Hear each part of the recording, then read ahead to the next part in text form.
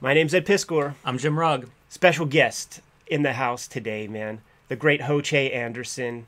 King, Godhead. What are some of the other books on the bibliography, Jimmy? I Want to Be Your Dog. Oh my God.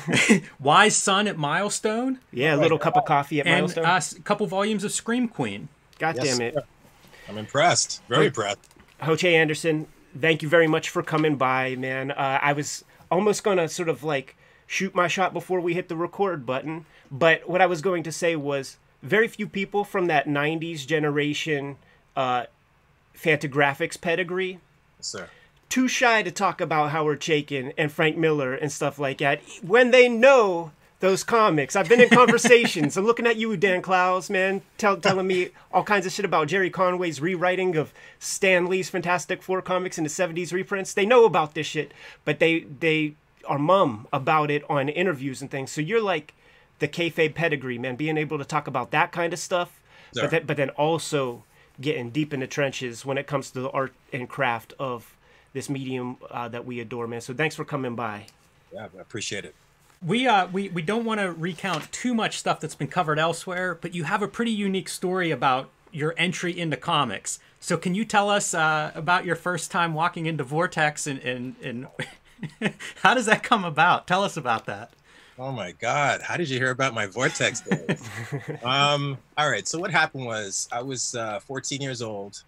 I was just getting outside of the mainstream, and I was discovering that there was a whole other world of comic books that were kind of talking about stuff other than guys in tights, which I loved. I have nothing against guys in tights, but I realized that there was another world out there, and I was really crazy about this comic book, Mr. X. And I'm reading the Indicia one day, and I realized that it's published in the city of Toronto. So I have actual access to a publisher. I can like hop on a subway, go see these guys, rather than sending stuff over the mail to Marvel and DC and hoping like hell I get a rejection letter. You know what I mean? And so I went down there the first time. I was like 14. I went there with a stack of like crappy drawings I'd done, which were not ready for prime time. And I got there, it was like late at night, and there was a woman working there, and she told me to get a little bit better and come back. So that's what I did. So I came back about 2 years later. They had changed their offices. They were still in Toronto, but they changed their offices. And I opened the door, and I was a slightly bit better than I was when I was 14, but not substantially better. But I had a lot of bravado and I had a lot of confidence. So I stood there, and Dean Motter, the great writer, artist, designer, Dean Motter, opened the door, looked at me like I was a complete freak, but allowed me to come in as I like laid the spiel out about how I was 16, I really love comics and love Mr. X, and I'd love to like work with you guys, blah, blah, blah. He should have shown me the door, but he let me come in. So I met the publisher, Bill Marks, and his wife, Deborah Glencross, and I worked with them for about maybe a year and a half. Nothing ever came of it, but it was a fascinating introduction to the business side of comics, just because I heard stories about how he had treated the Hernandez brothers back in the day. And then when I first met him, I didn't see that side. I just saw a cool dude who was like willing to let me come in and like try to prove myself. And but as I got to know the goings on inside of Vortex a little bit more, I realized, yeah, there's a little bit of shadiness going on here. So at any rate, that was my first. Oh, sorry, there goes my phone. That was my first introduction to the comic books and what they could be, both on the positive and on the negative. Can we just speak about Toronto a little bit? Because I would like to have it on the record just how amazing of Comics Town that is, and also just in terms of literacy, period. Because when we come up there, man, it's about 5-6 hour drive from Pittsburgh to get up there. We come up there for TCAF or whatever. Stay at a hotel close to that main library.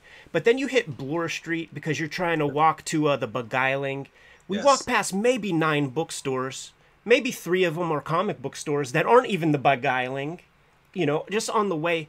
That is an amazing place to kind of like call home if you're a literate person who likes books and comics, man. It is, but the sad thing, though, guys, is that that has changed. First of all, when Amazon, and I don't know if you get chapters up in the States, but I know not Amazon, sorry, Indigo. these two large big box bookstores came in and they started to kill all the mom and pop business. And now in the wake of Amazon, you walk down like Young Street, for example, which used to have a ton of used bookstores you could pop in. There was one. And if this guy survived past COVID, I'll be shocked. The book store market is not a tenth of what it used to be even a few years ago. So while this is still a city that appreciates and values literacy, we don't get to see it on the ground level the way we used to. It's all online at this point. The evil Amazon empire is taking over, man. They're squashing out all the mom and pop stores. It's a sad thing. It's so wild because I always just imagined that, like, why are not, all readers like me? And what I mean by that is, I don't need a curated experience like online. Don't tell me what I think I want to read. I need to discover. I need to go to a place. I need to dig. I need to see what's out there. I need to know what I don't know, and come home with something crazy, And you can't do that really on Amazon. It's such a curated. They figured out our brains. Well, I was going to say, it's one of the things I always loved with comic book stores. And, once I found them, because I started reading off a newsstand, so it was Marvel and DC. And when I found the comic book stores, suddenly it was all these amazing artists that I didn't even know existed. And I was going to ask, Ho Chi, you have some pretty interesting influences. Was that your experience? Were you getting into comic stores and like finding these guys? And can you talk about some of the influences early on that you were looking at? Yeah, 100%. I couldn't agree with what you said more about it not being quite the same when looking at a web page is not the same thing as like picking up a book off the stand. You know what I mean? And accidentally stumbling upon something that you never would have known about. I mean, you could see a little thumbnail on the page, but that's not the same thing as actually picking that thing up and feeling the weight, checking out the quality of paper, the quality of print, whether it's colored black and white, and just the smell of it, that new book smell. You don't get that off of an Amazon, thumbnail. So, but yeah, I remember after I started to discover the indie comics, I started to go to, there's a great, do you guys know Queen Street at all in Toronto? Mm-hmm. Okay, well, there used to be two great comic book stores on Queen Street. One was called Dragon Lady, and then you walk a few blocks west of that, and there was Silver Snail. Silver Snail was on the next level because it was 2 stories. It had toys on the top. It was bigger. It was brighter. It was more friendly. It was just a really cool place. Dragon Lady was a little more dingy and kind of your friend's basement, but it was cozy and it smelled like old comics. It had that old 60s rotting comic book smell. I'm sure you guys know what I'm talking about. Kind of moldy and kind of nice. And so I would walk in there. That's the first place. You mentioned Miller. That's the first place where I saw Miller's Ronin. But it's also where I came across, for example, that's where I first developed my love of Richard Corbin, of Steve Rude, of the Hernandez brothers, guys like that were Corbin stuff was so, and Mobius. That's where I first discovered Mobius's work. Corbin stuff was scary because it was so sexual and it was so violent, and the guys' physiques were like just ridiculous, and the boobs were like pushing the door open before they were 5 feet to the door. It was like it was crazy, but it tripped something in my brain. I'm trying to think who else was a big influence back then that I would have discovered. That's the thing.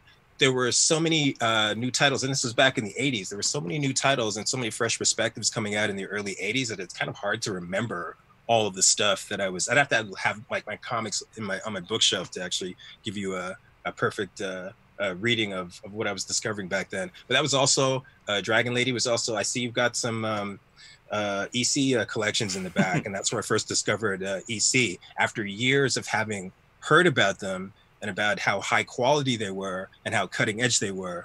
And then to finally discover that stuff in the late 80s and the early 90s and see that the quality of it not only kind of met my expectations, but exceeded them, and kind of set a level of storytelling that is still in many ways kind of hard to match. Blew my mind at like 14, 15 years old. It opened up a real world of possibility. And it showed me that the only limitations were what I brought to the table, not what the medium offered me. Because at that point, all we heard about was how comics are only good for children's storytelling. They could only express power fantasies. That's not true. any amount of storytelling, any story that you can, or theme that you can think of and want to explore, can be explored on the comic book page. And that's kind of what I first discovered when I was discovering the comic stores in the early 80s and the mid 80s. As your interests really start to deepen and develop further, certainly beyond the tights and all that, do you start to connect with Chester Brown and Seth and those guys? Any other Toronto heads? Absolutely. So when I first when I was 16, I finally like made contact with the Vortex guys. They introduced me to Seth. I remember Seth was there just one day hanging out with his girlfriend. He had on this really 1980s broad-shouldered gray suit, this real new wave looking suit. He looked like David Byrne and Stop Making Sense or something. And he had this huge shock of Robert Smith hair, except it was white. The guy cut quite a striking figure when you're like 16 years old. And so I got to, and he kind of took me under his wing. I'm still in contact with Seth to this day. I did actually a job for his magazine just last week. And so Seth took me under his wing. He showed me the work of Alex Toth, which I'll be forever grateful to him for. One day at the offices, he handed me a stack. He's like, "Here, man, take this." And I opened it up, and it was like a whole bunch of Bravo for Adventures and a bunch of Alex Toth stuff that he did with Archie Goodwin. Amazing stuff. Like, it absolutely blew my mind. It was in black and white, but I saw it in full color. And then through Vortex, I also got to meet Chester Brown and Ty Templeton. Who else? Klaus Schoenfeld. I don't know if you remember Klaus Schoenfeld. He was a Vortex artist, an incredible talent. He did a thing called Kelvin Mace, which I would urge you to check out. He started out in this very kind of, I don't want to say basic, but a simplistic brush style. Next thing you know, from issue 1 to issue 2 of Kelvin Mace, he turns into Mobius, except he's like kind of competing with Mobius. It's incredible. As a writer, as an artist, and as a color artist. Klaus Schoenfeld died very young, which is probably why you've not heard of him. He died tragically. I think he was like in his mid-20s. Was Kelvin Mace, was that Vortex comic? That was Vortex Comics as well. I also got to meet Ken Stacy, the great writer-artist Ken Stacy back in the day. So yeah, that was a real hub for meeting like the creme de la creme of Toronto comic book talent in the early 80s or the mid 80s. Yeah, for sure. And I also got, before I ever got anything published, me and Bill Marks, the publisher, and Chester Brown and Seth all piled into Bill's tiny little sports car. So I'm 6'3", and I was 6'3" when I was 16 years old. So I'm like, got my knees up to my chin, crammed in the back of this car. We went down to Detroit for a convention, and that was where I met like Don Simpson there, and it was a real. And I got to like spend time with these guys, you know, and like learn, just listen to them talk about comics and the craft of it. It was kind of captivating. Your next move then is getting work published, I guess, through Fantagraphics. Yes. How does that, what's that transition from 16 to doing? I think I Want to Be Your Dog is your first published work there, which shouts to Eros Comics. I don't think a 16-year-old would be doing that. So what's that progression? How do you get hooked up with Fantagraphics? So what happened was I had sold a pitch to I had convinced them on a pitch, Vortex Comics, to write and draw this 5-issue kind of post-apocalyptic, very Chaykin inspired, very Hernandez Brothers inspired comic book. I wrote and drew these 24 pages. I plotted out the whole thing. And I think I did thumbnails on like issue 2 and 3. And I handed the work in to Bill, who had been very encouraging the entire time, hadn't paid me a thin dime, but had been very encouraging. And handed in the work, and he was like, "Yeah, buddy, this ain't cutting it." In retrospect, I couldn't agree with him more, but at that age, it was kind of crushing. So I kind of licked my wounds for a couple of years. I took them seriously when they said that you need to up your game. And I just drew. I was just, every day I was drawing, hours of drawing. And my whole routine back then was drawing all night. You know, I'd wake up late and I'd be up till 6 o'clock in the morning at my drawing board, just turning these pages out, man. It was a real vampire existence. At any rate, so after a couple of years of this, I was starting to get, not bad, not great, but not bad. To a point where the stuff was not unreasonable that you would see this work in print. And I started to approach, I I forget the name of the publisher. The guys who published was it Mad Dog? Who published Eddie Current. I really liked Ted McKeever's work. I was a big fan of Ted McKeever from seeing photocopies of Transit, his first comic, I think his first comic, that Vortex was publishing back in the day. So they kept saying to me, you need to be as good as this guy. Impossible at that age. At any rate, so I approached like the guys who published Eddie Current. They turned me down. I approached everybody and they turned me down. I even approached Fantagraphics and they didn't even bother to get back to me.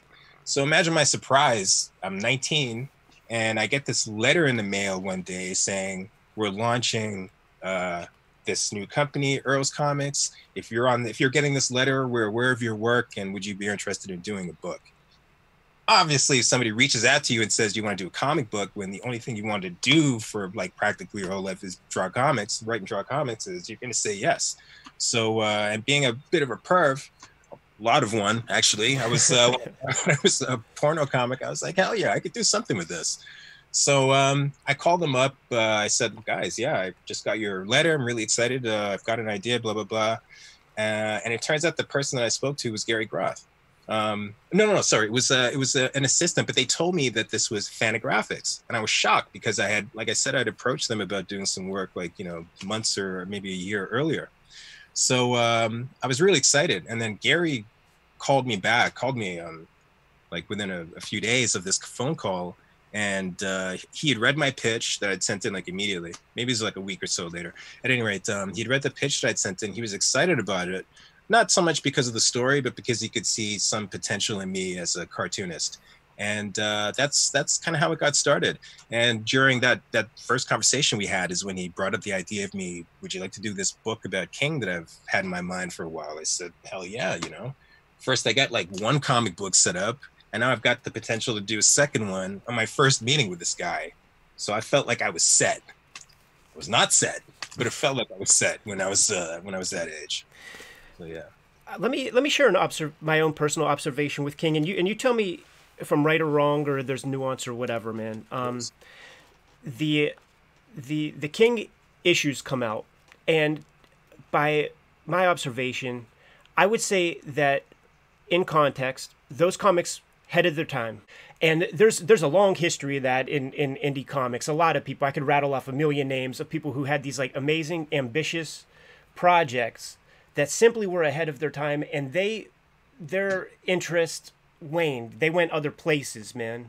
Yeah. When you finally put pencil to paper on the last page of King, and we live in a graphic novel universe where these collected books are out.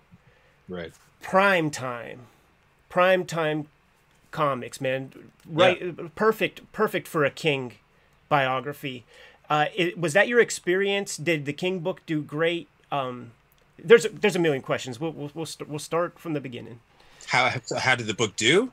Well, it wasn't as big a seller as Hip Hop Family Tree, for example, but it did pretty good. It was apparently it was like their biggest selling comic when they to that date when it was first published. I'm talking about volume 1. Yeah. The problem came because, Gary paid me more money than I think he was paying most of his other cartoonists, just because he believed in the project so much. Hold up, he gave you an advance? I'll tell you what Gary did. He gave me a page rate, brother. Gary, we're going to be talking in about an hour and a half, man. Man, don't let him wriggle out of that, man. He ponied up the cash for a page rate. That's dope. So yeah, and I think that was just to encourage me to keep my ass working on this book, because comics are tough, and this is a tough gig. So the first one did well, but even though Gary paid me some cash, he didn't pay me enough money to like really like pay all the bills that needed to get paid and have a life. You know what I mean? So after a while, offers started coming in to do other stuff like Milestone that actually was putting, tangible cash in my pocket. And I had to take those gigs just to like keep a roof over my head. And the problem with that is it took away the momentum from King. Had I had the wherewithal to continue the book, like straight into book 2, straight into book 3, just pump them out year after year, it probably would have taken, about 6 months to a year to complete each book, but it would have been done within 3.5 years, 4 years max. And the sales would have been, would have maintained. But I took years to finish the second volume. And if we're talking strictly in terms of sales, that killed it. It didn't kill it in terms of critical reaction. Whenever each book came out, people wanted to write about it and wanted to talk to me about it, and that was cool. But it didn't so much translate into sales that would match what the first volume had done. Wow, there's a lot I want to get into there. I do want to get into Milestone, but let's stay with King since that's what we're talking about. Ho Che, did you feel like was there pressure, doing King and then getting a certain critical reaction? Did you feel pressure of like you're being identified as this certain type of cartoonist? Yes. Because you've done all this genre stuff. You've done a wide variety of styles of comics, and I just wonder if you felt, pigeonholed or something as like, well, what's your next important big work going to be? Yeah, oh God, are you kidding me? For sure. It's still a bit of a box, to be honest with you. Now here's the thing. Obviously, as a cartoonist, you could have worse problems.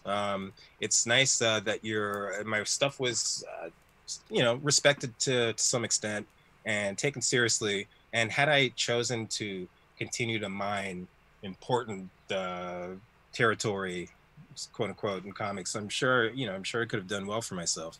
But that kind of work moves my soul deeply. So it's not like it would have been a huge chore, but that's not the only thing that I wanted to do in this industry. So had I chosen to continue with that, I think there would have been certain financial rewards, but I didn't want to be stuck in the whole black cartoonist has to talk about black rage pigeonhole. Not that that's not a relevant thing. It absolutely is, needless to say, especially with what's going on today. But that's a very narrow box from which you can operate. And there are a lot of, I love genre storytelling. I wanted to have a bigger kind of mainstream career, Marvel and DC. I wanted to do the Men in Tights for a little while. And I think being somewhat outspoken back in the 90s with what was happening back then in terms of LA riots, in terms of what was going on with the LA police back in the day, and telling the story, which was, very political, I think kind of narrowed my options to a certain extent. And I found myself fighting against that to a large degree.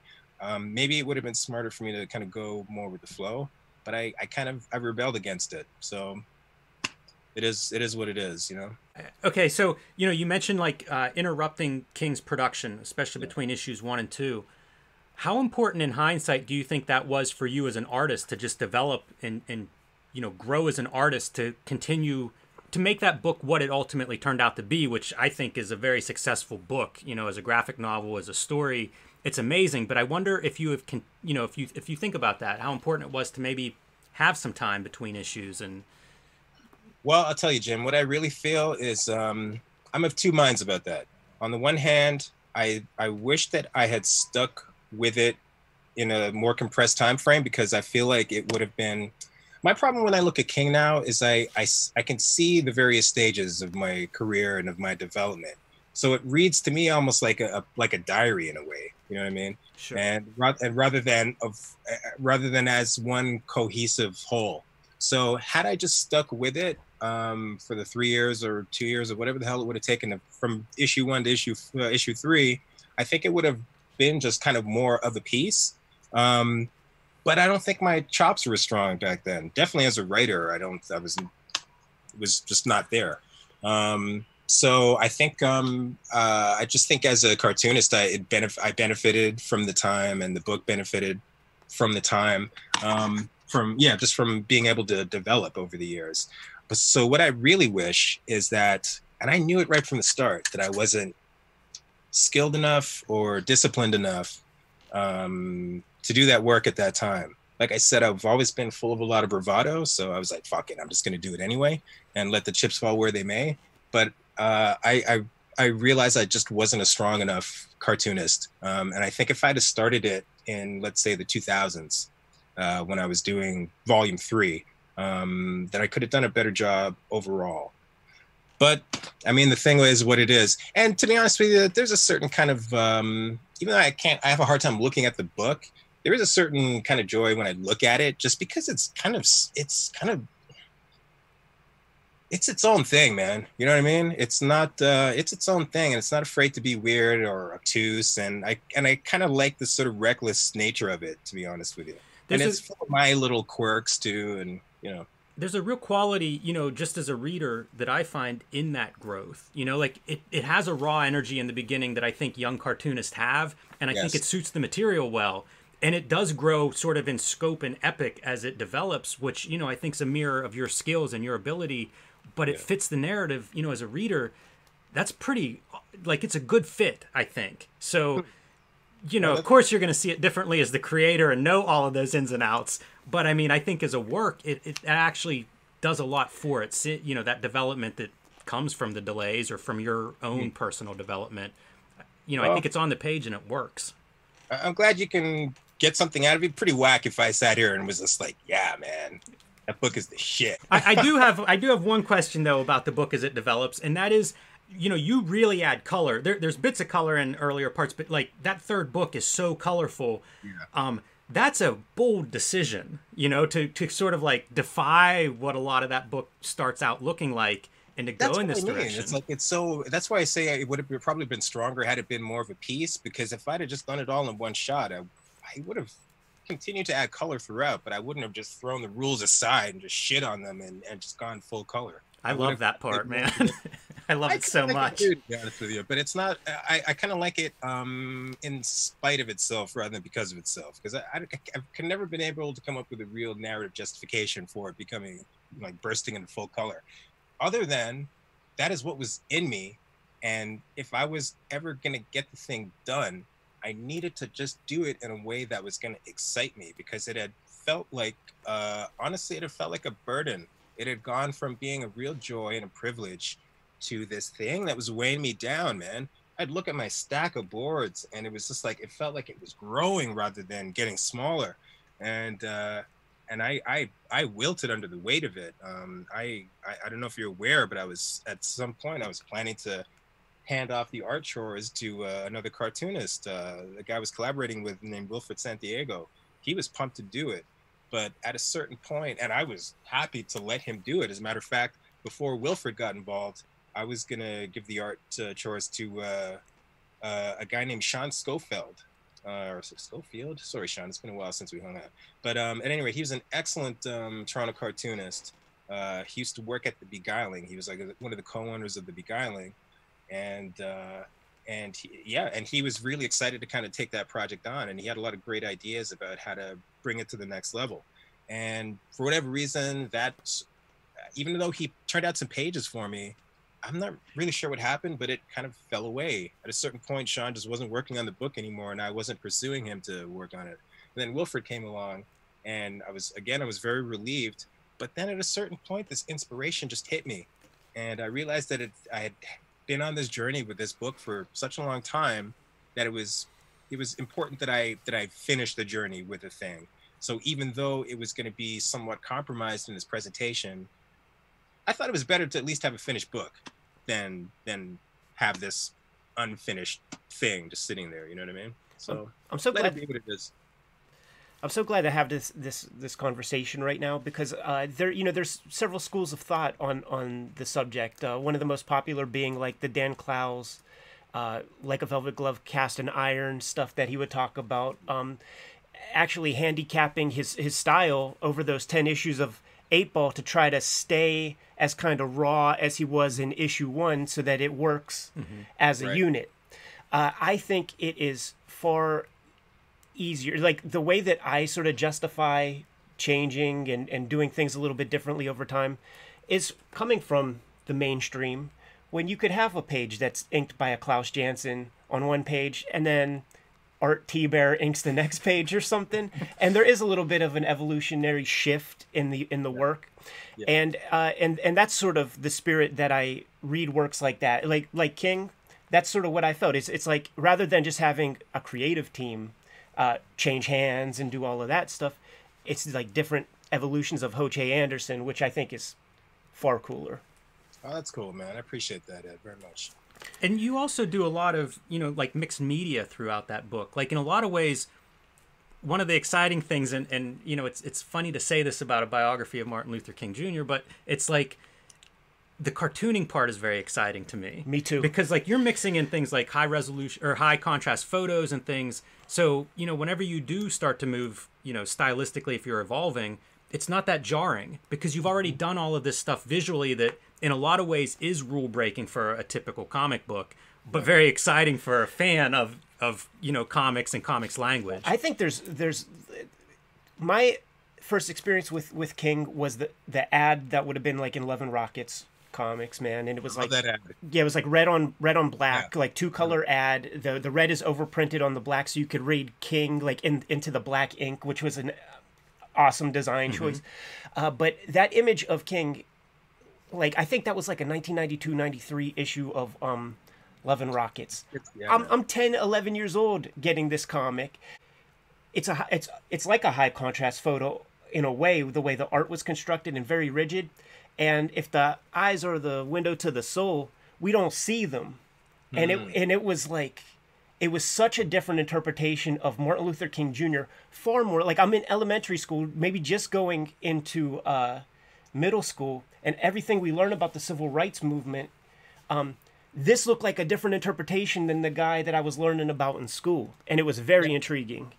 Oh, that's cool. First of all, you're 10 years old and you're reading Love and Rockets, Ed? That's yeah, amazing. Comic Book Confidential, man. That put me on the hunt for some Jaime Hernandez. Yes, sir. I think there's a Silver Snail cameo in that movie. Yeah, I think there is. I haven't seen that movie in like 20 years, but I'm pretty sure there is. I think like Ron Mann was a Toronto guy, so there it is. For sure. Yeah. God, the thing I remember the most about that movie was the nightmare sequence at the beginning when the dude knocks the ink over his page. Oh my God, I did that recently. Three times, guys. Not cool.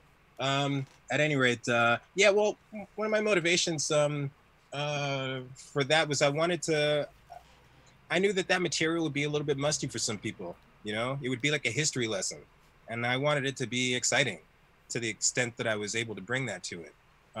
So I thought, rather than doing like a really kind of stately and somewhat dry interpretation of the guy and his story, let's have some fun with it, man. Comic books are supposed to be fun. You know what I mean? They're supposed to be an exciting reading experience. So let's bring to bear what the form is capable of bringing, and to tell this story. And I would do that again.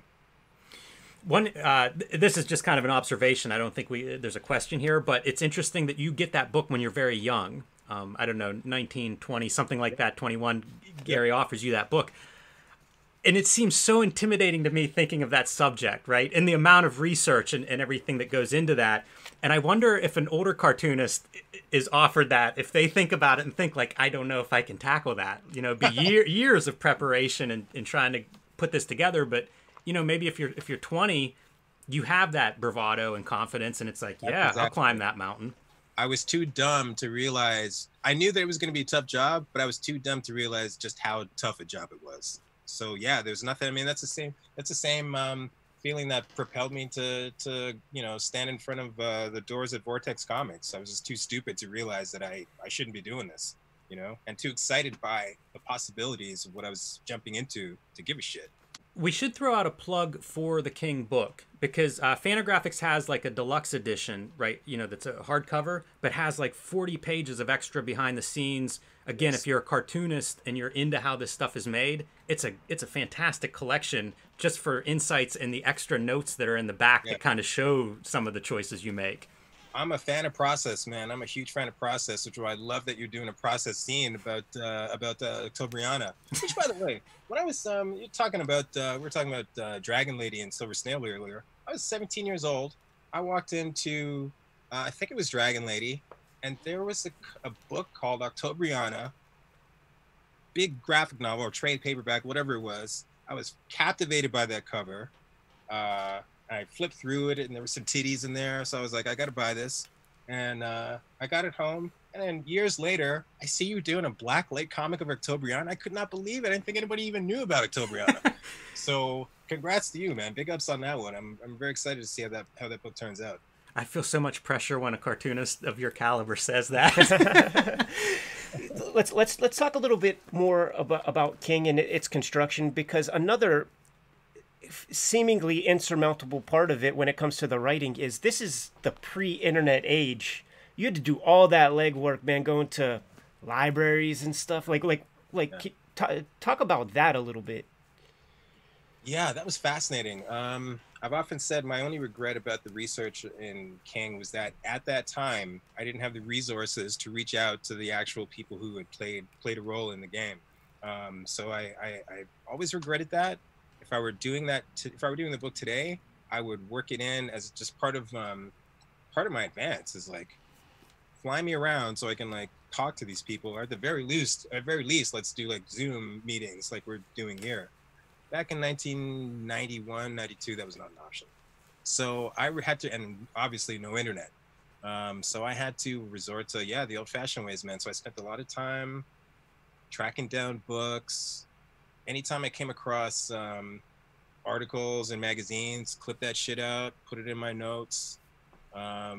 Spend a lot of time at the library going through clip files, just trying to find whatever reference I could find. It's not like now you can just Google search whatever the hell I needed. Back then, anytime, I was a reporter for a little while. I was a reporter for 2 years. And every time which by the way, I got on the strength of the King book, they saw that I could do research of a journalistic nature, and they said, "Do you want to write for us?" I said, "Yes." And every time as a journalist, I got a new piece of information, even if it was something that other people had, but especially when it's something that nobody else had. It was the most exciting thing in the world. It's still exciting when I do my research today, but it's not like it was when you were on the hunt back then, because it was hard fought for. And and there was a lot of that when I was doing King. Every time I would come across a little tidbit that I hadn't heard about somewhere else, and I got to kind of slide it into the timeline, man, it was a thrill, I got to tell you. And but it was also a lot of work. So it was like just reading. I would get up in the morning and I would read for like 8 hours and take notes. I'd want to get up after an hour. I'd force myself to sit there and just keep on reading. I did this for 6 months. I watched documentaries. I absorbed every single thing I could get my hands on. Unfortunately for me, my parents were students to some extent of the civil rights movement. So there was a lot of stuff just kicking around the house that I could read and that I could absorb.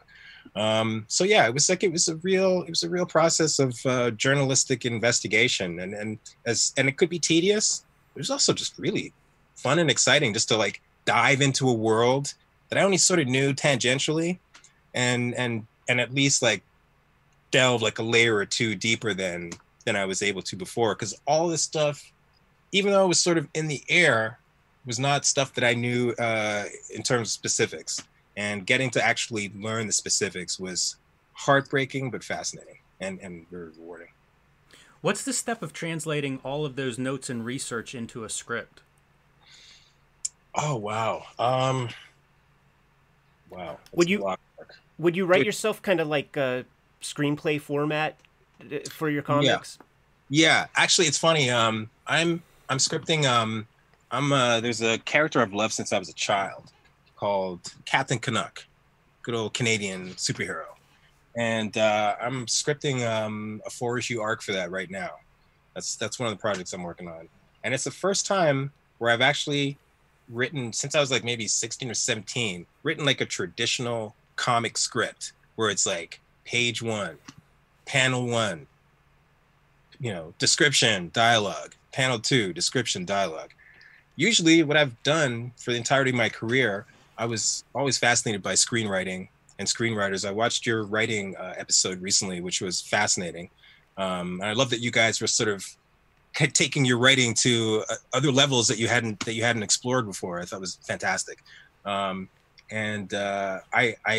I was always fascinated by screenwriting and screenplays. And so I kind of took the opportunity when I got King to write like a version of a screenplay that I would then break down on the page. I've got an actual, if you guys want to hang on for just 1 second, I can show you an example of a script because I've got some, I'll be right back. Just That'd be super cool. Hey guys. All right, so what's going on is I'm donating all my King stuff to the Billy Ireland Museum. Oh, that's great. Yeah, that's only 3 hours away from us, so we're going to be able to go there and check it all out. Awesome. That'd be great. And so I've been gathering. So that's why I happen to have like a bunch of my old papers and sketches and notes and shit. But this is the first draft of the first issue of King. And as you can see, it's not exactly screenplay format. Just get a page in here. Will you visit the Billy Ireland whenever you? Yeah. Oh, that's cool to know. They should have some kind of event or Cartoonist exhibit. Crosswords like a few months ago, whatever it was. Right. I forget exactly when, but amazing. Have you guys been there yet? Mm-hmm. Yeah. Pretty awesome space. Anyway, so I would write. This is sort of like what a page would look like, and I would write it, and I would sort of break it down on the page. I got like my little panel 2 here and panel 3 over here. I would go through the whole script like that and break it down. So it was a process of I take like a shit ton of notes, and I at that point I don't do that so much anymore, but I would write everything out on index cards, write my scenes out on index cards. I was a big devotee of the book Screenplay by Sid Field. Mm-hmm. That's where I first learned how to write comics, really. On Howard Chaykin's recommendation. He mentioned that book in an interview, and I was like, I'm getting that shit. And it really helped. And so I kind of developed my scripts that way. And that's how I wrote this one. Index cards that I then translated into a finished script. I write everything full script because I one of those rare writers who likes to write. I like sitting there at a blank page on my laptop and just filling it with words. It's one of my favorite things to do. So yeah. Can we talk I some don't know more? if that answered your question, but Yeah, that was awesome. Visual aids always a plus. But let's talk a little bit more about the art. You mentioned just now Chaykin. I see a couple of lines here or there that I have some Chaykin vibes. Stark black and whites. Toth. We talked about Toth a little bit earlier. Let's go down that trajectory a little bit, man. Would you draw these pages traditionally, 11 by 17 with a 10 by 15 image area, kind of like the standard Marvel comic or whatever? yeah. Speaking of which, at that point, just through some stuff that I'd been working on that didn't unfortunately come to fruition, but I was involved with it was a company called Piranha Press. Oh, I don't know yeah. if you guys know the Piranha Press.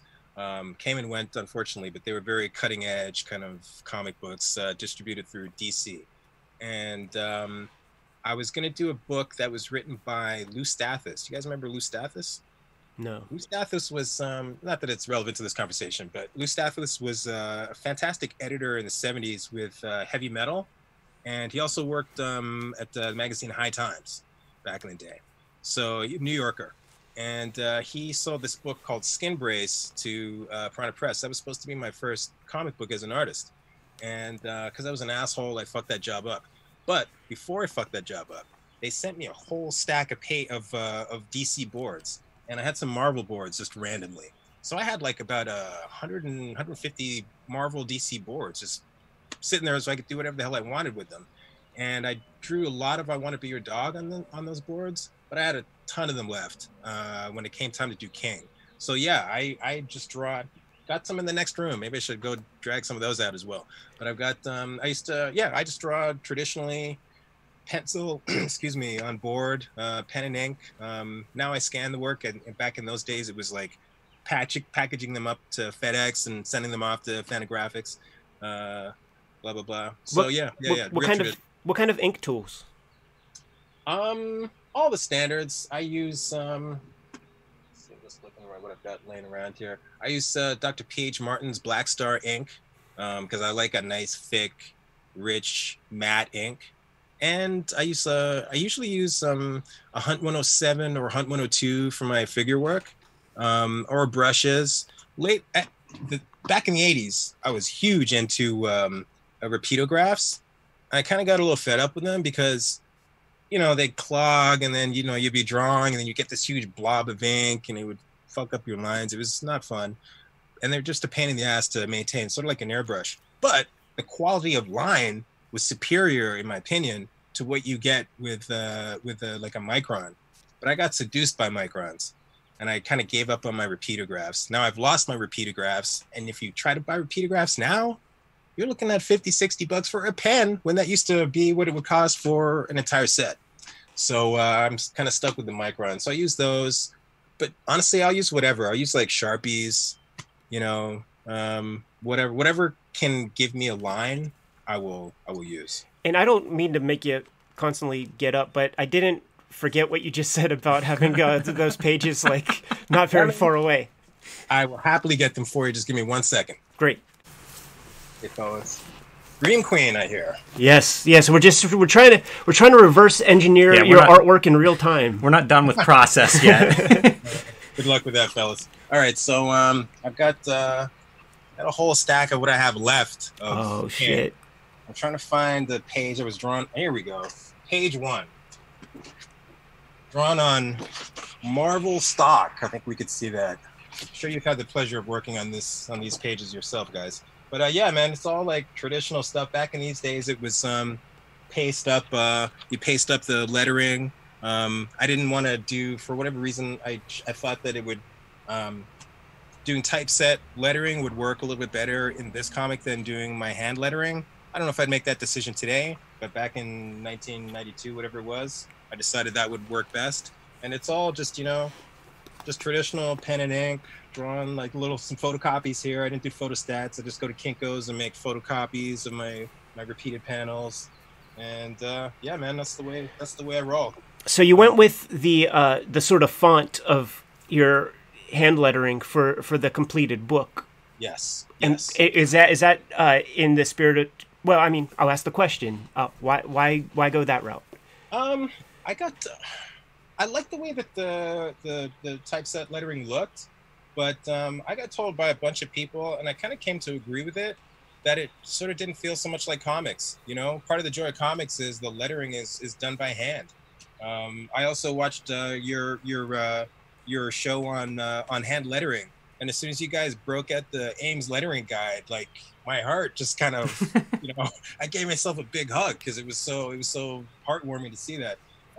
So when it came, I didn't want to go back to, and I still don't want to really go back to doing hand lettering. Last time I did hand lettering was on Scream Queen, but I thought it would just look a little bit more intimate, hopefully, to do it that in that style. I think back then though I wasn't as good with like InDesign and typesetting, like doing like computer typesetting as I am now. So I think if I were to do it today, I could make it look a little bit better than it did. At the time, I was still just learning how to do that. But again, just to answer your question, it was just an attempt to make it look a little bit more like a traditional comic book than that. The pages that have like color elements and painting, or is it the same process for you? Are you still working on that 11 by 17, and are you painting like directly on the art? Let's find out. For example, I've got one of the full color pages from issue 1 here. And this was done the blue line method. I don't know if you can see that okay. It was done blue line method, with the blue lines on the illustration board and then a piece of acetate, 80s style, although this was done in the 90s. I was really influenced by, I've got a copy of it up here and I didn't bother getting it. But I was really influenced by Lynn Varley's work on Elektra Lives Again. To this day, that's some of the finest hand-painted color art that I've ever seen. And so doing these pages was sort of an attempt to emulate that. I didn't have 1/10 of her skill, but I had a lot of inspiration from her. So, what's the medium there? Is that watercolor? This was, all of these pages were, let's show you another one here. All of these pages were done, I believe, in acrylics. These were done in acrylics. Can you see that okay? Yeah. These were done in acrylics, and I think occasionally I would like bust out the gouache, but for the most part it was acrylics. I find I just can control them easier, and it's very comfortable using acrylics. They dry fast, which I like. But then you've got other pages. I'm trying to find one of the I changed them to witnesses, but they used to be called the tester pages. And I think I painted. Let me see. Oh, hold on. I think there's one right here. Nope, there is not. So what I would do, I'm sure there's one in this stack, but I can't find it. What I would do, for example, for like this kind of page where it's like a photocopy, I would photocopy the entire page, and then I would paint on top of the photocopy. I don't know if that makes any sense, but that's usually how I did the color work, at least on this first issue. Yeah, that's about it. I'm curious about some influences that visually that would have been probably from outside of comics. Like there are these angular lines that I see in some of the art. does it come from woodcuts or Somewhat. printmaking or? Yeah, but not as much as other influences. For example, when I was in the Vortex offices as a teenager all the time, they really introduced me to first Art Nouveau and then Art Deco. I became obsessed with Art Deco. I loved, well, a lot of Art Nouveau too. Like I said, I loved Alphonse Mucha. I've never been certain how to pronounce his last name. Egon Schiele, artists like that. Gustav Klimt, I loved a lot. But then through Art Deco, I started to get into a lot of 1940s, 1950s illustration. So guys like Al Parker or I was blank on the guy's name. He did these beautiful posters for the Olympics. I think 36 Olympics. This German Holwein, I want to say. At any rate, a lot of, yeah, like I said, a lot of Al Parker. Who else? Of course, when I need the names, they're not in my head. But a lot of guys from like the 40s and the 50s who did stuff. Oh, also J.C. Leyendecker, for example, guys who did a lot of work for the Saturday Evening Post, or a lot of contemporary illustrations from back then. Do you get hip to these things from Russian propaganda art too, as well? Do you get hip to these from Chaikin interviews? Definitely from Chaikin interviews, but also just my own interest in it, because I fell into a deep illustration rabbit hole for a while. I thought I wasn't making any money in comics, and I was starting to make money as an illustrator.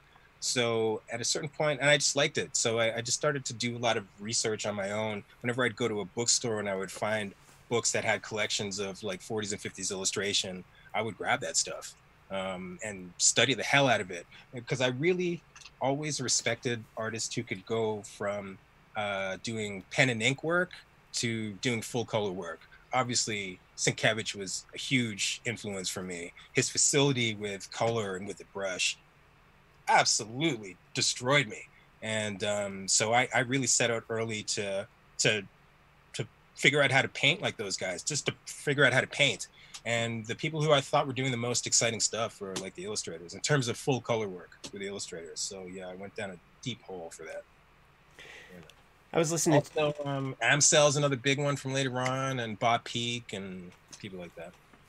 I was listening to some Anderson interviews in prep for our conversation today, and some stuff came up regarding Godhead and how the idea initially was like maybe to do this thing in color, and those color pages are included, but yes. you just talked about how labor intensive it was, and just off the cuff, you were like, I don't know how Bill Sienkiewicz does it.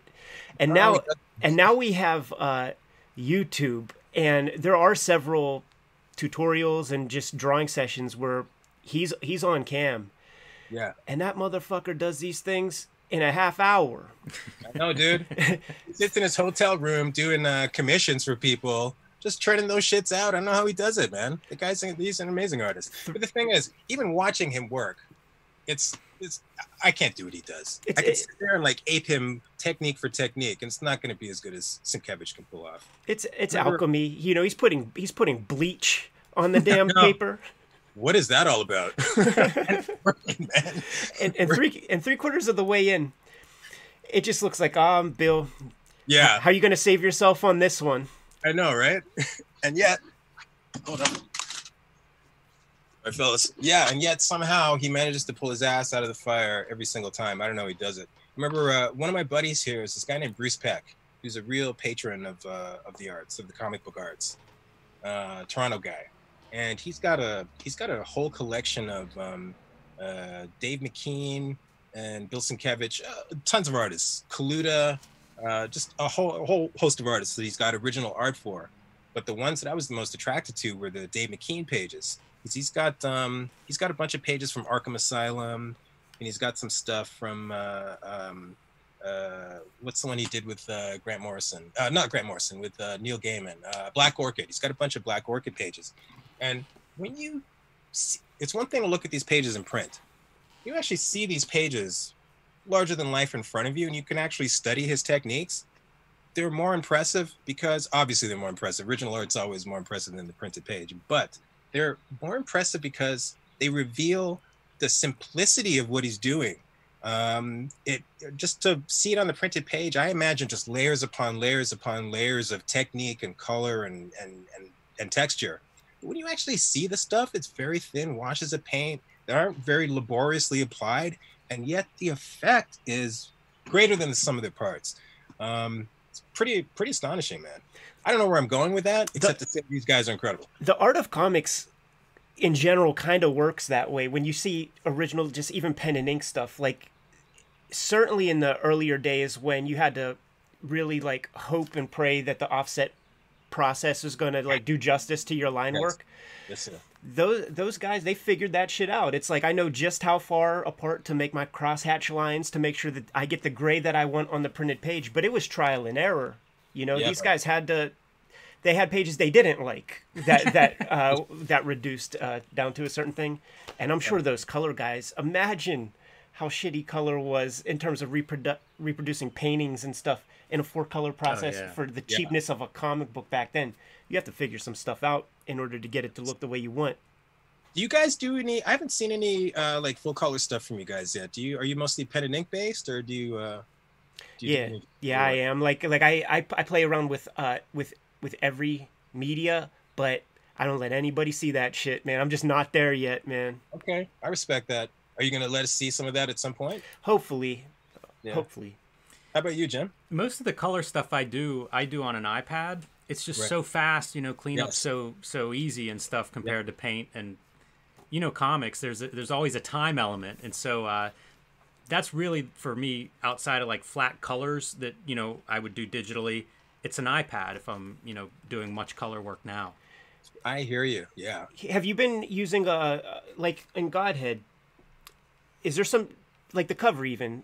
That's digital? The color? Yeah, that's digital. You know what? I'm glad you brought that up, Ed.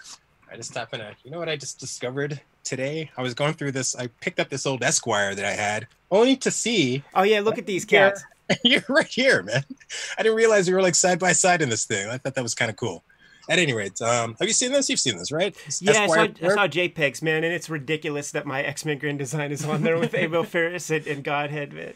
I think that's badass. I love that. And there's some Jeff Darrow down here too, man. We're in good company. I am in good company. I'm in good company. Well, that extends to me as well. At any rate, sorry, were you asking me? Yeah, that's digital for sure. That was done with my Wacom tablet. As I did a pen and ink drawing in my sketchbook and then colored it on the computer. But I'm with you, Jim, because I do a lot of work. I've sort of been seduced by my iPad. Somebody from Apple reached out to me a few years ago and said, "You want to like just test drive this thing?" And I was like, "Yeah, okay." I mean, I was excited by it, but I still really like to have like a an object as a piece of art. But lately, I've just been the ease with which you can like produce work, and you've got every single color you want. You don't have to go to the art store and buy replacement paint. You don't have to worry about your brushes fraying or whatever. Mistakes are very easy to fix. Get this so easy. And you don't have to wait for like drying time. For example, I've got this painting for King that I did in oil. I did a painting on oil and masonite. All right, this thing took like a week to dry, dude. If I'd have done this on my iPad, I would have been done the same day that I started.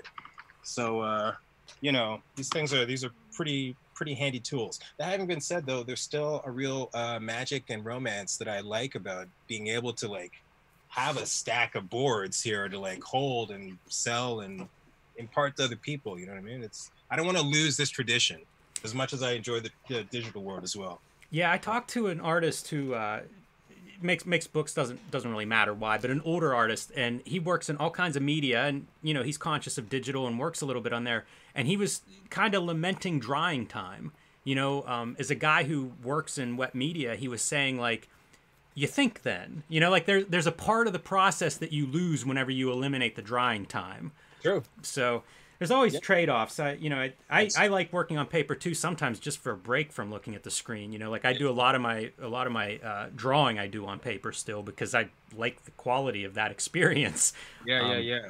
I've watched some of your drawing videos recently. You did one for Street Angel that I watched that I thought was pretty badass. You still draw on paper, right, Ed? I do, yeah, for sure. How about Godhead? Is the line work that's all on paper? I'm gonna get up again, guys. That's so dope. I have no choice. Other than the pages that I've sold. Look at that Entire stack of Godhead pages right here, brother. This is like I don't know, 250 pages right here or something like that.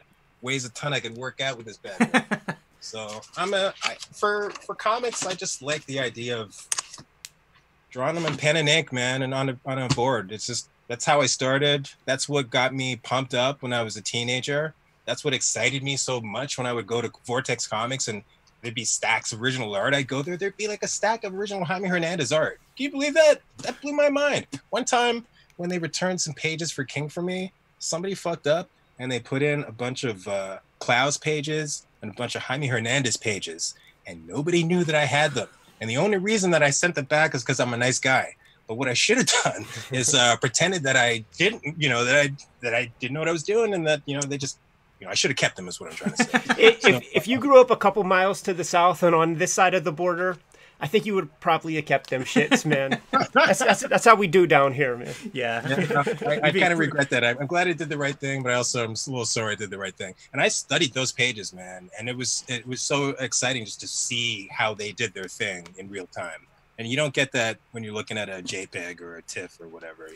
I often think with original art, we have like the history of comics. Most of that original art's lost for whatever reason, destroyed, lost, whatever. And then like once we start to value it, so many of us go to digital. So like now there isn't even original art for a lot of the stuff that we look at. It's weird.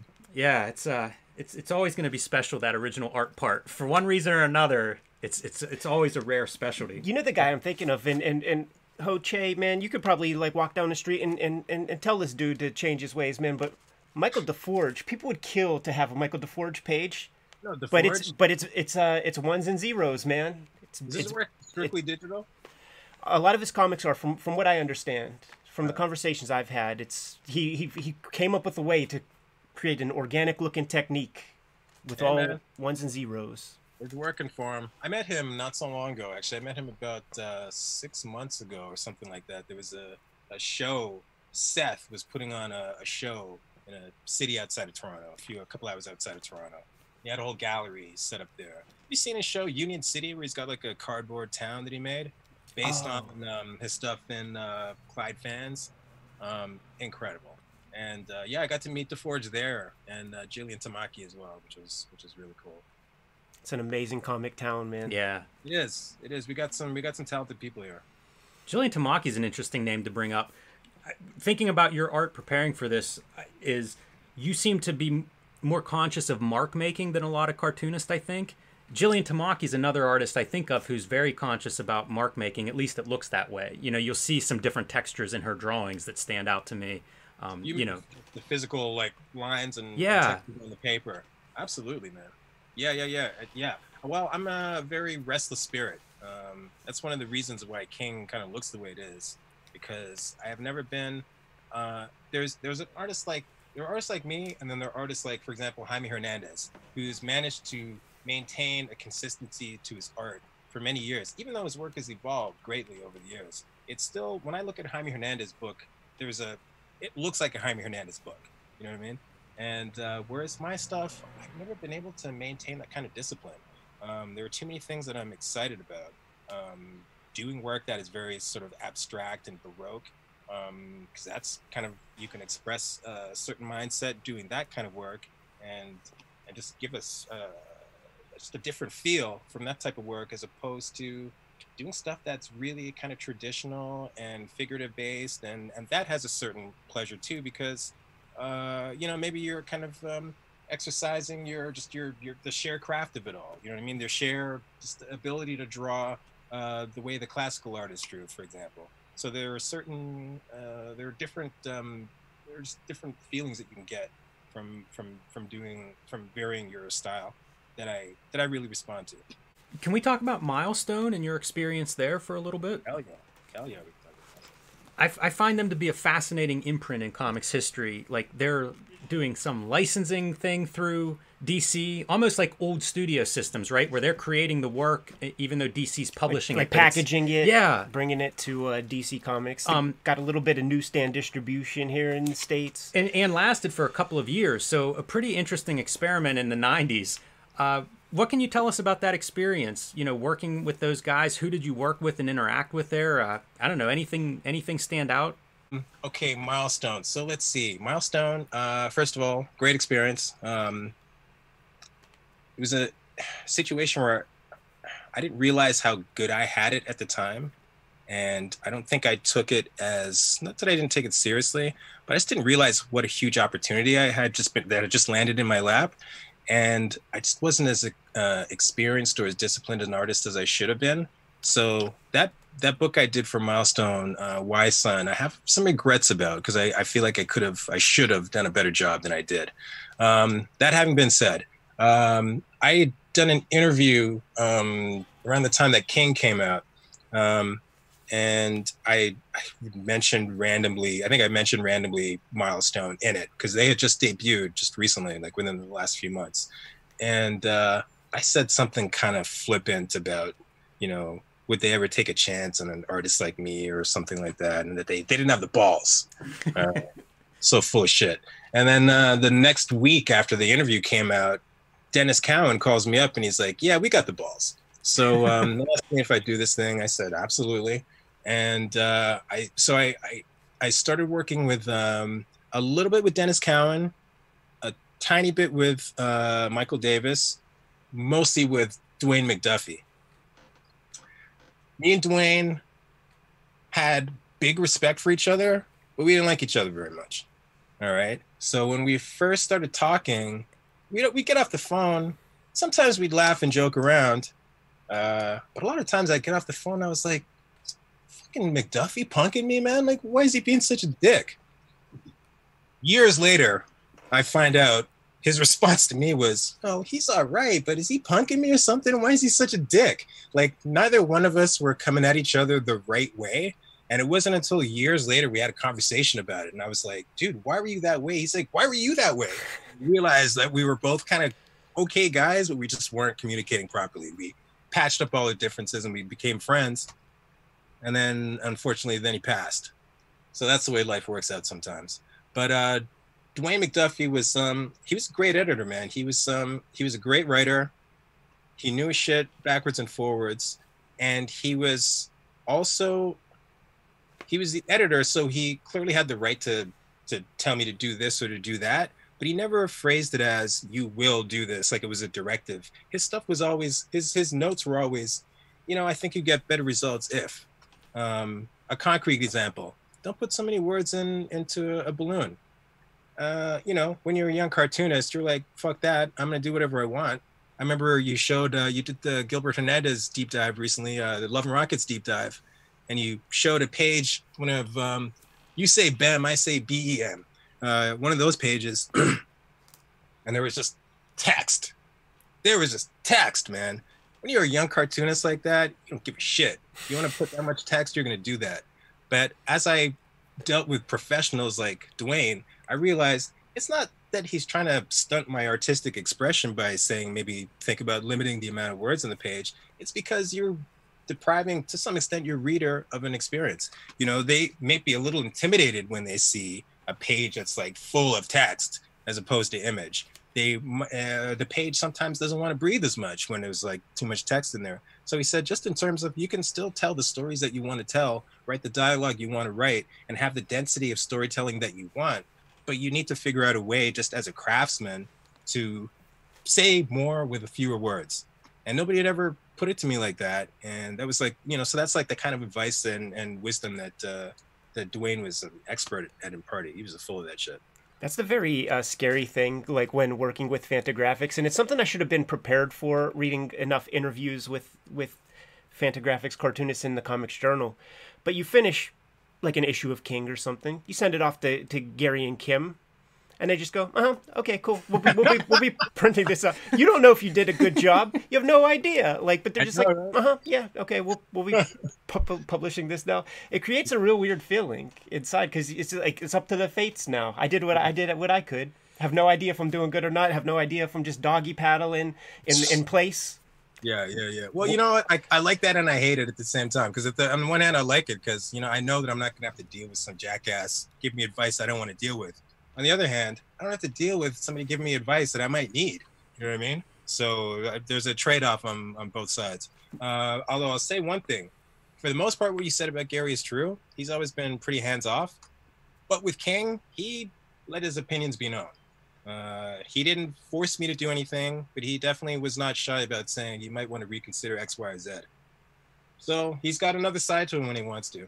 A lot of good cartoonists there in Toronto, like we said. Do you have some good friends that you could slide Pages of Godhead to for just a fresh set of eyeballs, or do you work in that way, or just vacuum? You know, actually, the weird thing is, for a lot of years, I didn't really hang out with that many cartoonists. I'm not even sure why. It's just for whatever reason, I ran in circles that didn't have a lot of cartoonists. So I would see them occasionally if I went to a convention or whatever. But it's only been the last few years that I've actually started to really like seek out other cartoonists and hang out with them and just talk shop.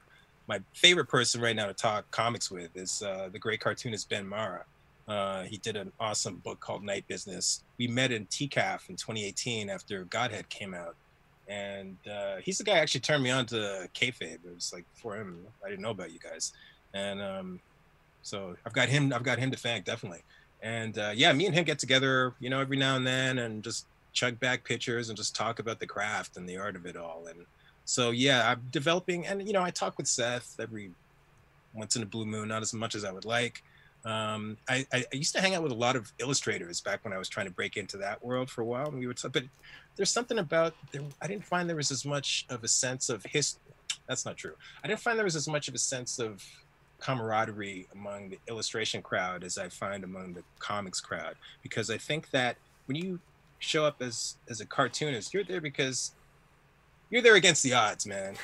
People don't think that what you're doing is worthwhile. You're doing it because you love that shit. And you're not going to get girls. You're not going to get money. You're only going to do this thing that you love and have inside you. Whereas illustrators, not that they're like rock stars or anything, but that's coming from a less of a kind of an outsider culture than comics are. You know what I mean? So I found that it kind of bred less, we're in the trenches together kind of camaraderie. Do you think that it's more competitive? Like as a cartoon? The illustration game, and that's why they're a little standoffish? Yeah, to some extent. It's a hard gig, man. I mean, it's hard to do comics as well, but the difference between doing a comic and doing an illustration is you're done. It's like hustling to get a new job after every time you finish off a page. You know what I mean? Yeah. Whereas when you do a comic, you can have like multiple issues that you're working on, and you know, as opposed to illustration, man. Every time I finished a job, I'd get paid reasonably well for it, but I'm hustling like the next day for another gig, and I'm up against, you know, 30, 40, 50 other people who want that same job and who are just as good as I am, if not better. So again, it's not that there's not competition in comics. Obviously there is, but I found it to be a little tougher business than in illustration than in comics. The other part in the illustration game that I never thought about that much until I had to experience it was, now you have to also chase down your money sometimes. Mm-hmm. And there would be tremendously respected illustrators who, like at the advent of social media, would put up redacted emails and correspondence with art directors and editors and stuff because they didn't get paid in a while. And I would just like hit them up like, this happens to you too? Like I'm 25 or something, and I get that I get no respect because I'm like new on the scene or something, but you and you still don't get paid? Fuck yeah, man. That. It's a tough gig sometimes. I gotta be honest though, that's one area where I didn't have any trouble collecting. For whatever reason, I don't know if it's because I'm 6'3" and I look scary looking to some people that they didn't give me a hard time. But I usually got my money pretty good. There's only one job that I did where somebody tried to fuck me over for my money. In terms of being an illustrator, I did some storyboards, and I edited those storyboards into an animatic about 6 or 7 years ago for some Hollywood guy who apparently took great delight in, even though he's a rich dude, took great delight in not paying the people that he owed money to. So I was ready to get on the flight and kick this guy's ass. Fortunately, it didn't come to that. And fortunately, that's the only time where somebody has played with my money like that. And wow. Yeah, I didn't like it. Yeah. All right. First, I had read or heard somewhere that Martin Scorsese is somebody that you said has an influence on your drawing style. Yeah. This is my storytelling style. Ah, okay. That makes a lot more sense. Can you talk about that a little bit? Yeah. Oh my God. I'm kind of in the film world and the comic book world. I love them both passionately. And I was more focused on comics up until I was 17. And after I was 17, I saw Taxi Driver. Tripped a wire in my brain, which I've never been able to untrip. And there was something about the kind of brutality of his storytelling, the honesty of his storytelling, but also just the craft of it that really kind of hit the sweet spot for me. I had never seen anybody who was so willing to and was so successful at subverting narrative convention as Scorsese was at that point. Because Taxi Driver went to places I just didn't see coming, man. And it felt real, even though I didn't know any psychotic taxi drivers that I'm aware of at that time. There was something about just the gritty reality of it that really kind of hit me. And another artist that kind of hit a similar spot for me was Spike Lee, where they just did their stories just didn't go to the places where I thought they were going to go. So yeah, I really for a long time tried to kind of emulate that sensibility in my work. Also, not long before, excuse me, I started on King. Maybe a couple of years before I started on King, I saw. I went on a big deep dive for Scorsese after I saw Taxi Driver. I started watching all of his films, and the one that I love the most, even though it's the toughest watch, was Raging Bull. And I loved. So I went for a long time. I was really trying to bring some of Raging Bull's storytelling sensibility to King. Just in the beauty of that black and white photography, I really wanted to try to emulate that in my pen and ink work. And just the way that it wasn't like a traditional A to B to C biopic. It sort of started later in his life. And one scene wouldn't necessarily connect narratively to the scene that came before it. It would connect emotionally, and it would give you a greater sense of who this person was. But maybe somebody would get hit in one scene. You'd expect there to be a conversation about that in the next scene, and there wouldn't be. They would be on to something else. You knew that there was that conversation that had happened between those two scenes, but we weren't privy to it. And that kind of, I like the fact that you sort of had to do a little extra work to figure out the storytelling, to figure out the larger tale that was being presented to you. So yeah, for a long time, I really tried to emulate that. And I think I know that's still there. I think my stuff is a little bit more kind of straightforward narratively than it used to be, but I know still somewhere in me, I've still got that need to kind of not always give you what you think you're going to get and what you think you want as a storyteller. And I definitely got that from Scorsese. Floating around on the internet, man, there are these targeted ads that you'll receive, man, for masterclass.com, and there's the Neil deGrasse Tyson masterclass and David Lynch, and there is this Martin Scorsese one that I highly recommend. Not sure if you saw it, but one of the amazing things in there is when he's talking about his kind of early education in filmmaking and pre-filmmaking essentially. He has storyboards for these movies that he just dreamt up. It's fucking comics, man. 100%, man. He would have been a great cartoonist if he'd have chosen to go down that road. And the other thing that we talk about a bunch on the channel too is just like the importance of editing. And it's everything that you describe, and it's everything that's in those Scorsese flicks is just like, maybe they started out with everything as a whole and just, they hit all the beats, and then it's just like, how much can we take out for this thing to still be kind of comprehensible? Yeah. It's a fun exercise. Absolutely. And you know what? The first person that I ever heard kind of talk about that explicitly the way you just did was Gilbert Hernandez. I want to say it was Poison River, I think he did. Does that sound right to you, Poison River? Sure, yeah, yeah. This was, yeah, one of the later arcs in Love and Rockets. It was a very political story that he did, very dense with dialogue. And oh my God, cats, one sec. And I remember Gilbert talking about how, even though his work was very dialogue heavy, he described how if you could see one of his scripts when he first started, it was 3 times as long. But he said the reason that my work is so tight is because I go through that thing with a fine-tooth comb and I cut out every single goddamn word that I can and still have it be legible as a story, which I thought was fascinating, man. I would love to see, just as an exercise, to see what an original, just like the words on paper draft of one of his scripts are, to see just how much of a change and how much he's able to reduce it. Because I think we're probably able to lose a lot more stuff than we think we need as storytellers, you know? And it's an exciting challenge to be able to kind of strip it down. It's one of the big things that one has to deprogram themselves from a lifetime of reading Marvel DC comics when you're growing up, because those are built for kids and they're very redundant with words and pictures. Oh, I hate that. And we're creatures who recognize patterns. So you think that that's the way shit should be? No. No, definitely not.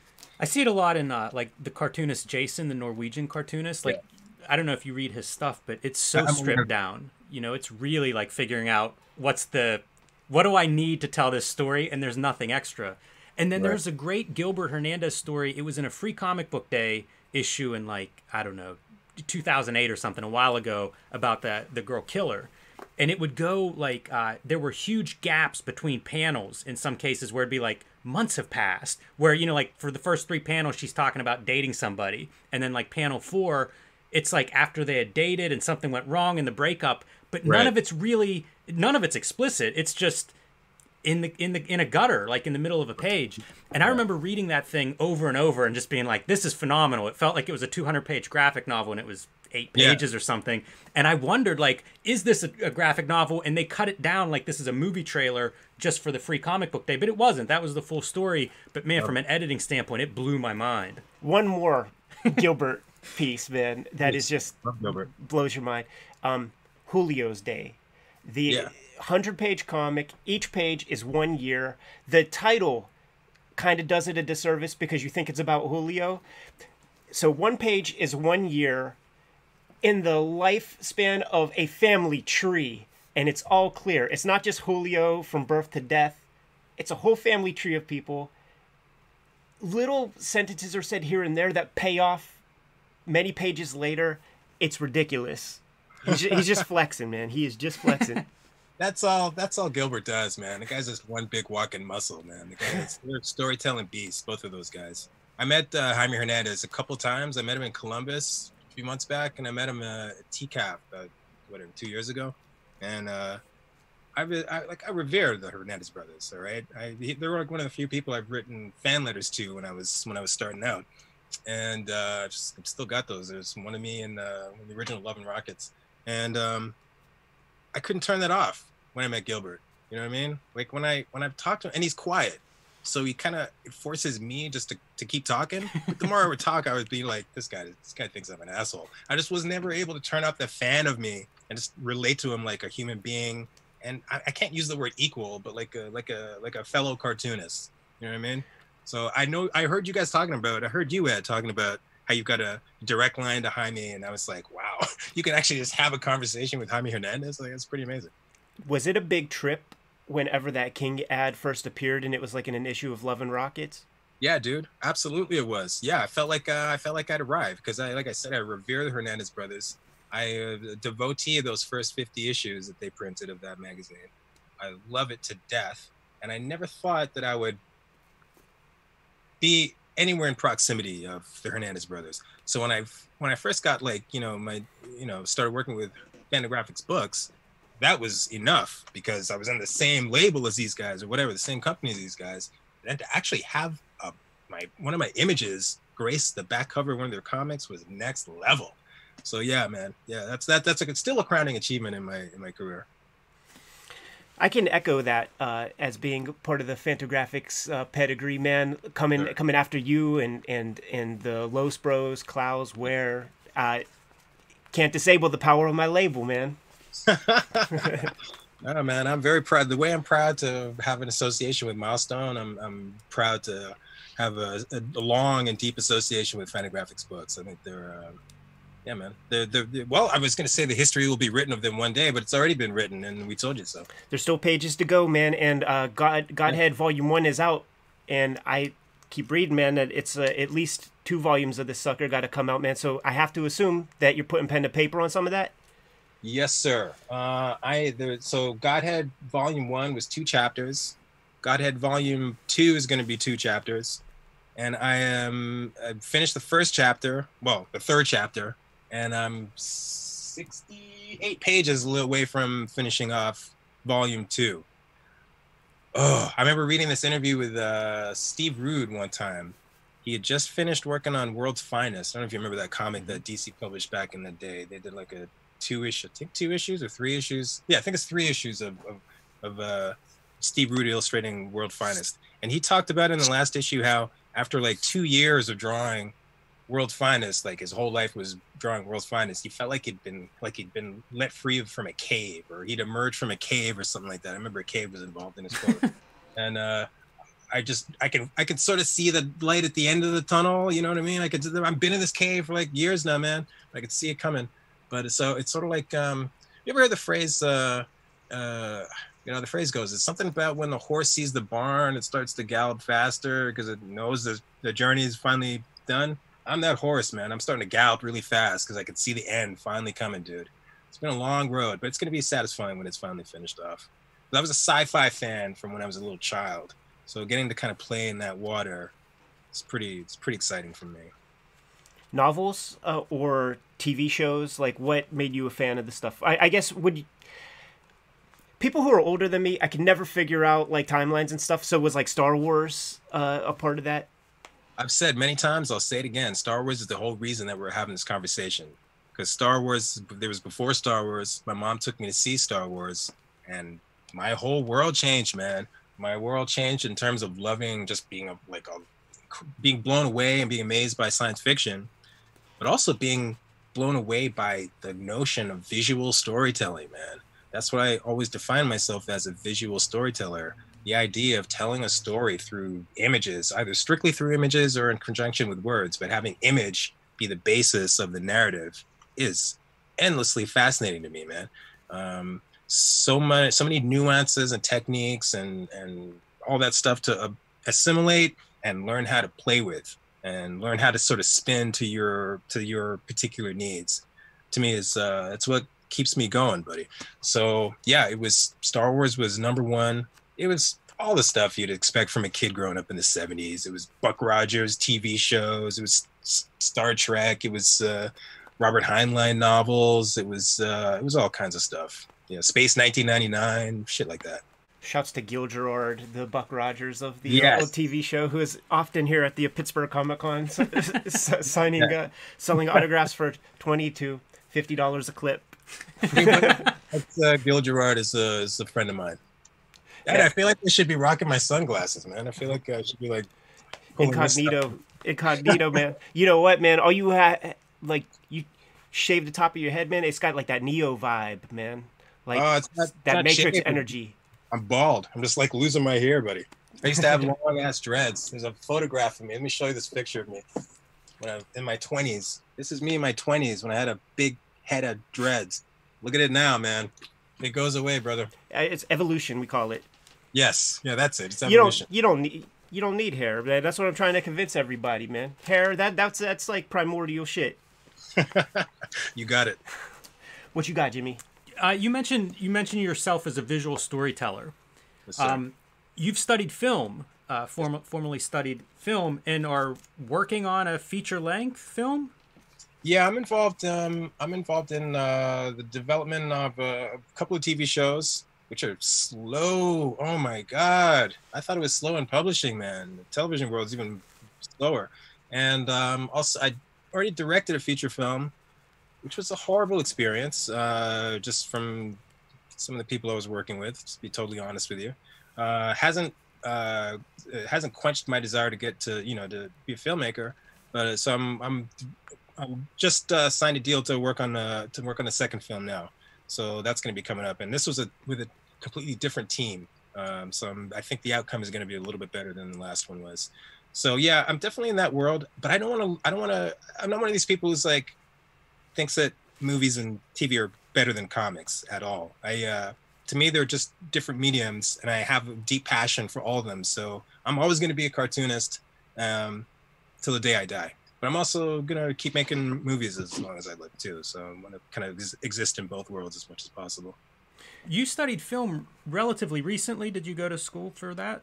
Yeah, I'd wanted to make films honestly since I was like 17. I'd like kind of had it in the back of my mind. I was having a lot of fun as a cartoonist though, and really like kind of exploring, trying to just get good at doing that. So I was quite content to just spend many years doing that. But then the bug kind of started to return in the 2000s. And 2009, me and my ex-partner directed, I wrote and directed a short film. It was like my first one. And then after that, I went to film school. I went to 2 film schools. And then I joined IATSE for a while. I was a camera assistant for several years. Got into that, didn't enjoy it at all. It was the opposite of being creative. When you're a camera assistant, you're like basically a piece of shit on set. You don't get treated well, at least not in my experience. So I was the pay is great, but I was not enjoying the work very much. And I'm a storyteller. Like I didn't want to do the technical work like that. I wanted to actually like be involved in the storytelling. So I kind of got out of that, and then got lucky to have some people take interest in my filmmaking, and been working on that ever since. So I want to stick with I want to continue with comics, but I want to draw a little bit less as I go forward. I want to kind of focus more on the writing for the next few years, get really solid at that. And then I'm sure at some point I'll come back and draw another comic book again. It's too much fun to like never get behind the boards again. You know what I mean? But yeah, I do have a deep love for filmmaking as well. That's exciting, and there must be something in the water up there, man. Because there's another cartoonist, Kari Andrews, I believe, who he did stuff for Marvel, a couple Image books, but he's a director, right? And he's good at both. So that's insane to me. But also he would tell stories about some of the stuff has a budget, you know, and there's special effects and shit. And when the special effects department ain't getting shit right, he just make the glove look like this. Yeah, dude. And then they got to go off and make that shit happen. That's one good thing, guys, about being an artist and working in filmmaking is you have a real advantage among other people that you can draw something and like say, I want this. This is what I had in my mind. I want this angle. I want this lens, and it's supposed to look like this. Not a lot of people can do that. I've been on other sets where directors have drawn their own storyboards almost to the last. It's like a stick figure. You know, it's there for placing. I sort of want my character here, I want my other character here, and I want the camera back here, that kind of thing. Whereas guys like us, we actually can, you know, have a pretty active hand in the nuts and bolts of the storytelling just based on our visual skills. I think you guys as cartoonists would be great as directors. It's such a transferable skill.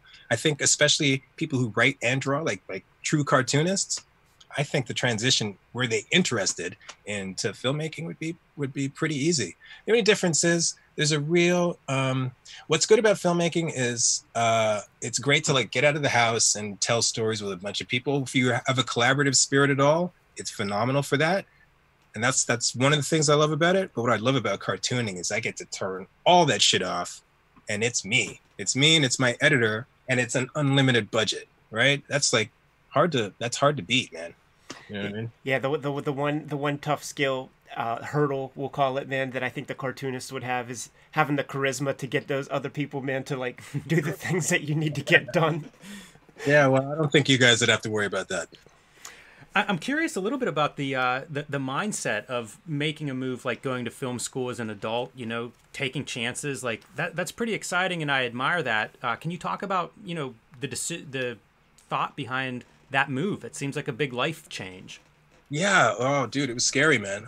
Well, the thing is, I realized Is it one or both of you went to School of Visual Arts? Am I mistaken about that? Ed, didn't you go to? I went to Hubert School, but Jimmy teaches at School of Visual Arts. Oh, you do? That's amazing. I love that. All right. Well, I didn't see that as an option for me. If I had, when I was younger, I would have gone to cartooning school because there's so much that I had to learn through trial and error that I would have loved to have figured out in a classroom setting. The teacher can guide me, other students to bounce stuff off of. I didn't have that. So I just drew like crazy all the time, and learned that way. But when I got into making movies, I realized that I had missed out on a formal education as a cartoonist.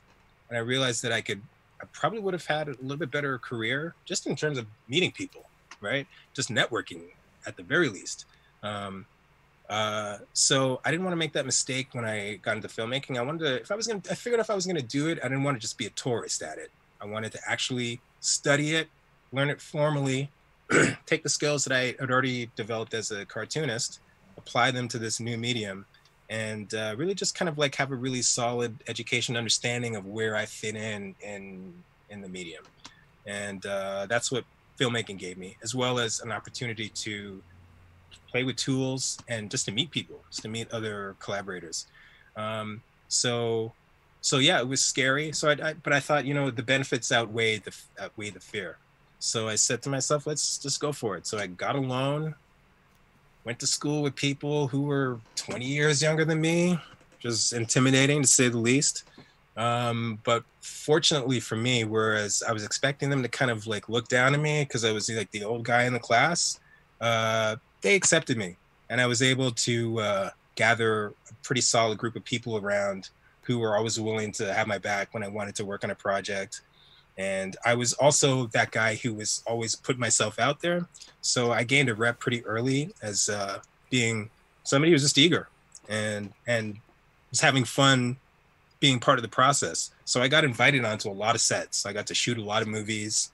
If I wasn't shooting a film, I was editing a film. If I wasn't doing that, I was doing storyboards for somebody, this, that, or the other. I was always involved. So it was, and I got to like play with all the equipment, make ton of mistakes, and then start to learn to be pretty good at filmmaking.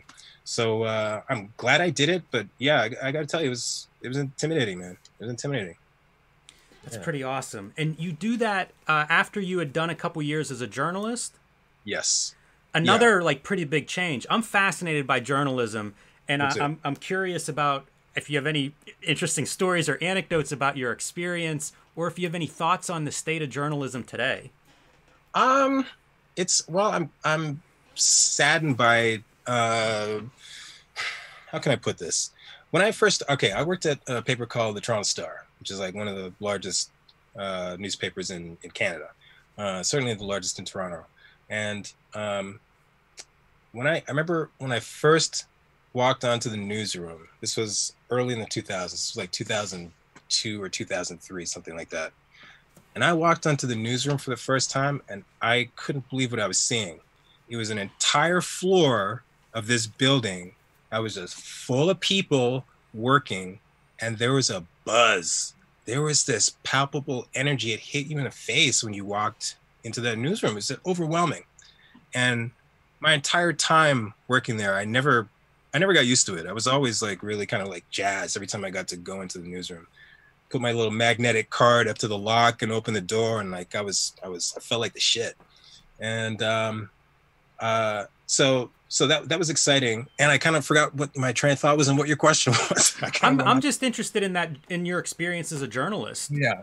So that's where now I know where I was going. So when I compare what it was like the newsroom when I first started working at the Star to what it is now, I have a friend who I was friends with. He was a fellow reporter.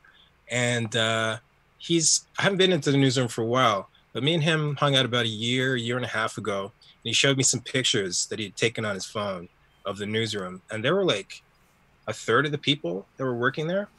I was part of a thing called an intern program where they'd bring new reporters in. They'd pay them a pretty good wage, and you'd get to work all over the paper in all the different departments. I worked in sports and the city department, entertainment, and a couple other things. Life, something else.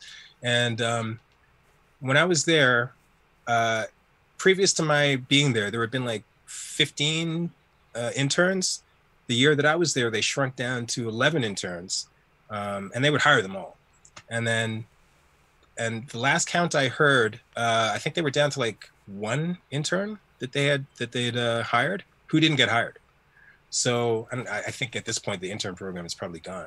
So what I'm trying to say is it's gone from being a really robust business to it's hanging on by its fingernails. The newspaper I worked for used to be a thick publication. On the weekends, it would be a thick publication. It'd be like 2.5 inches thick of just words. Now you're lucky if it's like this. It's like it's a pamphlet. So it saddens me that that we're losing this kind of valuable journalistic outlet. But everything's online now, man. They cannot make any money. They certainly can't make the money in advertising that they used to make, which is obviously is what kept them in business for so long. It's a dying art. I don't think newspapers are ever going to go away completely, but they will never return to what they were at some point. They'll never be the opinion makers that they were. They'll never be able to break trends and stories the way they could. That era's gone. It's just not there anymore. It saddens me. Because I too am fascinated by journalism. That's why I wanted to do it. The reason I got into it, I was always, every time I was interviewed by somebody, I was always fascinated by the interviewer. I like the idea of, similar to what I did with King, going out and finding information, putting it together into a story. So you're going out, you're not just making shit up, which is fun. You're actually getting real world material and assembling it into a piece of writing. It's incredible. And that's why I wanted to do it. And so I started asking around, and is it possible? How would you break in? Blah, blah, blah. I heard about the intern program. I sent in some of my work, and they took me on, fortunately. And I was able to kind of live the dream for a couple of years. So yeah, I came at it from a place of fascination myself. And it'll never be what it was, that's for sure. It scared me. We talked to Gary Groth recently, and I asked him about the state of comics journalism, which is basically non-existent, and his answer was nobody cares enough about it to pay for it. And I see that happening in the real world. You described like a shrinking newspaper because there's no advertising or whatever, but it's really scary to think of the world resembling the comics industry, especially in terms of news or whatever. I also love that you were able to just transition from cartoonist to journalist, because I often think like cartoonists have all of these skills that we undervalue, or we don't think that we have, but we do. Writing, editing, the stuff that you're describing doing as a journalist is essential to cartooning. Like of course we have some of these skills at least.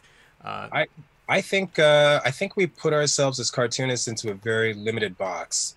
I think that and listen, the box of being a cartoonist is a great box. I love that box. So it's not to denigrate, where we're at as creators. It's just that I think that the skills that we acquire doing this type of work can transfer to so many things beyond just panels on a page. You know what I mean? So I think we develop skills just as writers, just as storytellers, and just as thinkers that we can apply to, if journalism, essay writing, novels, if that's what you choose to do, illustration. I did all kinds of stuff when I was a reporter. I did like straight reporting, where I'd go to the scene of the crime or whatever and ask a bunch of people, get in their face, feel very awkward about, having to, as a journalist, you have to have a certain sense of entitlement that, this is my story and you are the means by which I will tell my story. You kind of have to go in with that mentality to get information from people to some extent. And so I did a lot of like just straight up on the ground reporting, but I also wrote feature articles. One of the first things I wrote, I think the very first thing that I did to get my feet wet, was my love of the movie poster for Apocalypse Now.